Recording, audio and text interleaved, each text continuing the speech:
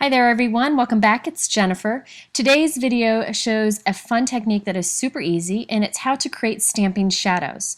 Now I'll create a card first with this technique, and I'll be using the new colors of Color Theory ink from Studio Calico. So at the end of this video, I'll show you those new colors, a closer look at them, and talk about those inks a bit more. But let's go ahead and first do the card. This is a great technique for these really bold sentiments that a lot of companies are coming out with. I am using 5 different colors of the Studio Calico Color Theory ink. I'll talk about all these colors, including the new ones, at the end of this video. The reason I'm using this ink is it is great for second generation stamping. First generation stamping is just where you take a stamp, ink it up, and stamp it. Second generation is where you don't clean the stamp and stamp it again for a lighter image. And that's what we're using today. Other inks work with it, but not nearly as well as this ink. This ink works great for second generation stamping. Okay, so I'm using this large Hooray image. This is from a new Studio Calico card kit. I love this big bold image, and it's great for this technique. Now I'm starting with the first color. I'm going to stamp this many times. I've inked it up with the new Limelight color ink. I'm going to dab away a little bit of it so it kind of blends off and there's not like an abrupt line where the ink stops. So now I'm going to go ahead and stamp this onto the white paper. This will be my first generation stamping. What I'm going to do is lift up the stamp and then stamp it again, but slightly offset, a little bit to the right and a little bit down, and I'll get a second image that's a little bit lighter, like a shadow to the original image. Now I want this to be more intense. I want darker color, so I'm going to do the exact same thing again on top of what I've already done. You could just do it once if you want to, it would save time, but I really wanted a darker image. So now I have the darker first image, and then I do the second generation again, and there you get that great shadow that is just slightly offset from the main dark stamping. So now it's time to move on to the next color. I'm going to use the something blue color. I'm actually using medical tape here to kind of mask off parts of the stamp. One of my readers told me about this tape, and it's just great for crafting, and I'll be showing you more you can do with it in later videos, but any kind of tape would be great for masking here. So now I'm trying to put the blue just kind of on the O here. I'm going to use a cloth to just dab away a little bit of the color just to soften that edge of where the ink is so it's not so harsh. Now I'm going to take this, and since this is a clear stamp, this is super easy to do. I'm going to line it up with the image already there and stamp it down. And then again, without cleaning the stamp, I'm going to stamp it slightly offset so I get the shadow. So you can see that by kind of dabbing off the ink and kind of having a soft edge to the ink, that it overlaps with the stamping that we already did, creating a nice blend from the green to the blue. Now again, I want this to be super dark, so I'm repeating that exact same process again, stamping it once, and then without cleaning it again, I stamp it slightly offset to create that shadow. So these inks are great for creating that shadow, that second generation of stamping. You can do this with other inks, and some of them work better than others. Usually dye works a little bit better than pigment for this. However, I really found that this ink from Studio Calico just happens to be great for this technique. I don't know what it is, but it does make great images for the second generation. This ink also happens to be very good for using with Copics, so you don't have any bleeding with this ink. So if you like using Copic markers, this is a great ink for you. Now I'm going to keep doing this. I've used the new purple color that they have. It's called Purple Rain, and I have stamped it once and then did the second generation, and now I'm going to ink up the stamp again so I get it even darker. Again, you don't have to make it darker, but I just think that the results were better. I really wanted a vibrant card. So I did the purple twice. Now I'm moving on to the pink. This is called Flamingo. This is such a great like raspberry color. It's just beautiful. It's very intense and vibrant, and just a good kind of peachy pink color. Okay, so I've inked it up, kind of dabbed some of it away, and I'm going to stamp it right on top of the first image, and then without cleaning it, I'm going to stamp it again slightly offset. And again, I'll do that repeated one more time to make that pink a little bit darker. So now on to the last color so you can just see how it finishes up.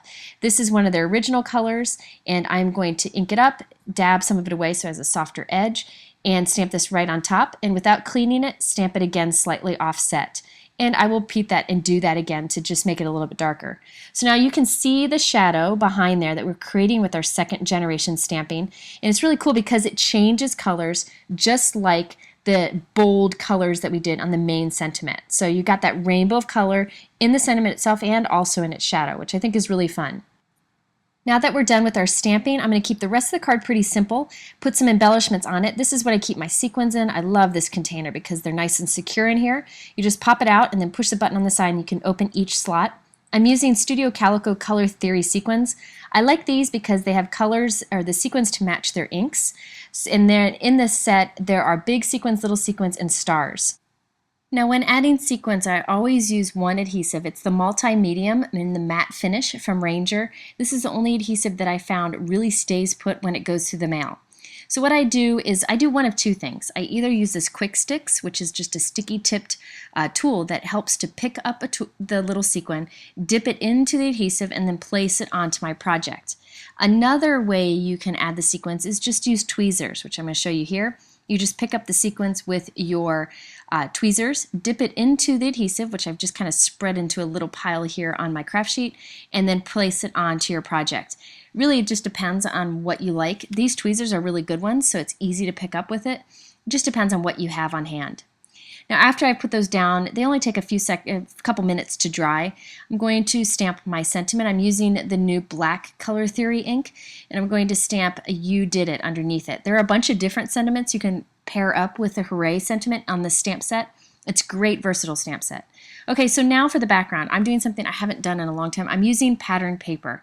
Now, I love pattern paper. I hoard pattern paper. I just never remembered to use it on a card, so I decided to force myself to do it today, and I really am happy I did. I actually covered the entire front of the card with some pattern paper from a Studio Calico June card kit. Now, I could have used just two thin strips at the top and the bottom of the note card because that's all that's going to be showing. So I'm kind of wasting a lot in the middle. I should have saved that, but I didn't think about it till afterwards. Now I'm using foam tape to add the Hooray right on the center of this, and I'm going to keep the rest of the card simple and just have this be it. I think between the bold colors of the stamping, the fun shadow that we created with the stamping, the sequins, and the pattern paper, I think we're good to go. I do like to cover the holes in my sequins. I don't know, I have an issue with sequins and I like to have the holes covered up. Normally I like to use gems for this, but this time I'm using metallic decor from Hero Arts. These are like flat silver dots. I just put a cut between them with my craft knife because they're all connected by adhesive, and then I pick it up and place it right onto the hole of my sequin. I kind of actually do it a little off center, so it still covers the hole, but it's not perfectly centered on each sequin. I don't know, I think this gives just a nice finishing touch. Now I don't like to cut on my craft sheet, that's why I'm doing it on my acrylic block because you really can't damage that. Now one last finishing touch, I really felt like this card called for some shimmer, so I'm using my clear Wink of Stella pen to trace over all the dark stamping that I have on this card. Now it's hard to see in the video, but there is incredible shimmer on this entire word. It's real easy, you just color right over the stamping. You could use this on any type of ink, and here you can kind of see the shimmer in the video, but in real life it's very intense and just a fun thing to add to a happy card like this. Okay, so now I did mention that I used a few of the new Color Theory inks from Studio Calico, so I wanted to talk a little bit more about these inks. These are the 6 new colors that they have to offer. They had 12 originally, so now they have 18 different colors.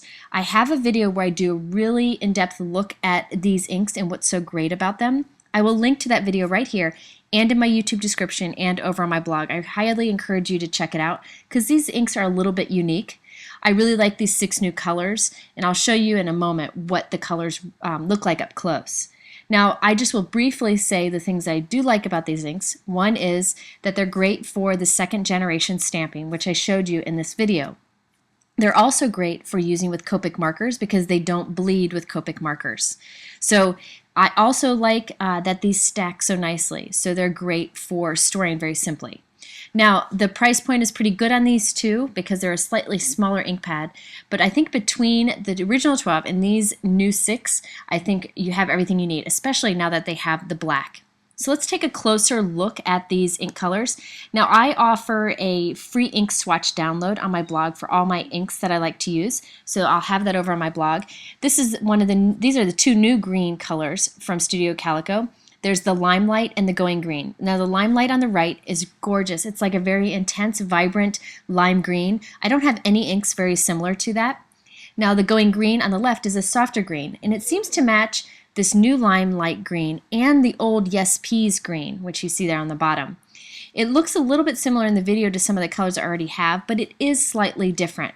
So I think these are two very good greens. Now let's go ahead and move on to the next color. This is the black. It's a very good vibrant black, so I think it'll be good for Copic coloring. So if you're looking for a more intense black ink to use with Copic markers, this is a good option. You can kind of see how it compares to other black inks that I have here. The next color that I'm going to show you is the Flamingo. It is like a peachy pink, a very vibrant peachy pink color. Now I love this color. I have some colors kind of similar to it in pigment ink, so it's good to have this in a dye ink. You can see the two pigment inks there on the bottom or on the left. I really like that it's very vibrant and has a peachy color to it. Now again, I am going to give you a free ink swatch download for all of these inks, including these new colors from Studio Calico, and they fit perfectly into these coin page protectors, which you see here. And again, if you click here or in my YouTube description below, I'll have a video on this ink swatch system and the properties of these Studio Calico inks. Okay, now here it is compared to the reds. You can see it's more of a peachy color, so it's a nice one to add to your collection. Glass Slipper is like a soft pool ink. It's very close to the Hero Art Shadow ink of soft pool. So this one is good because it works with the Copic markers, whereas the Hero Art Shadow inks don't work with the Copic markers as well. They do bleed. So you can see that it's very close in color to that. It is different than the Mint Hint, which is one of the original Studio Calico dye inks. It has more of a blue kind of color to it. So it is a little bit different. Next we have the purple color. I love the name Purple Rain. It's a nice, super vibrant purple color. It looks very similar to the Grape Juice Hero Art Shadow ink, but it does have a little more pink tone to it. I really like that these stay super vibrant after you stamp them. So there you have a closer look at the 6 new colors of Studio Calico Color Theory ink. Again, be sure to check out my original video where I talk about these inks and the original 12 colors. I hope you like this technique of stamping shadows and a peek at these inks. If you have interest in these products, you can check below in my YouTube description. I have links to multiple sources, or you can head over to my blog for much more information, including a discount code and a giveaway of these inks. Thanks so much for watching.